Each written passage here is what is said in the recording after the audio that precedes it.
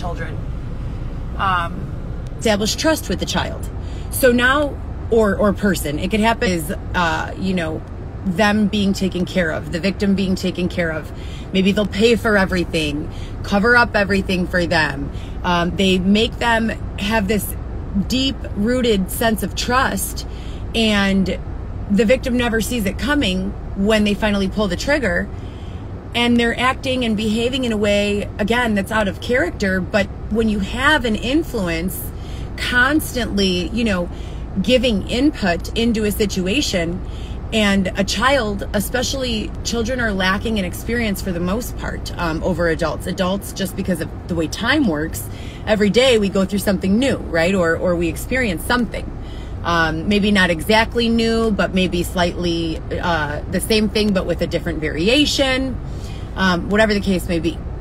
So that has been ongoing, you know, and it is a fear and concern of mine that I've observed. I don't really know what to do about it, especially given the fact that I am physically separated from my children's lives right now. But it is something that I worry about constantly. And parents, what would you suggest, you know, for being with your child or monitoring your child's whereabouts if you physically can't be there, if you can't get a hold of them? I've been calling. You know, there are really no explainable reasons for them not answering that I can identify.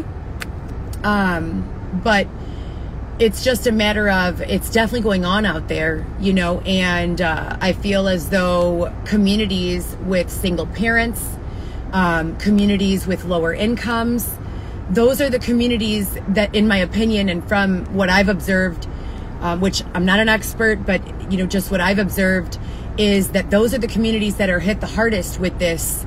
I'd call that a pandemic, you know, and those are the communities where children and people who are lacking for any of the basic necessities of life, food, shelter, clothing, those are the people who are most susceptible and vulnerable to this type of grooming, so and entrapment.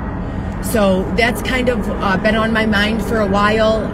Every day that I'm not with my children, my mind starts to think of 1,000,001 different scenarios that could be taking place.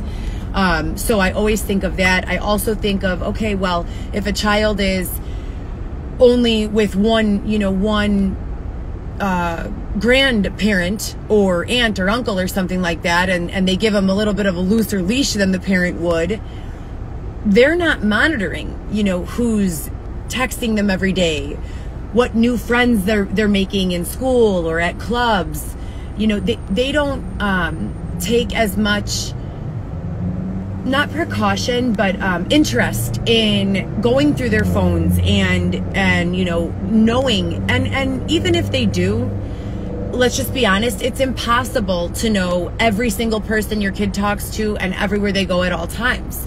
So what really can be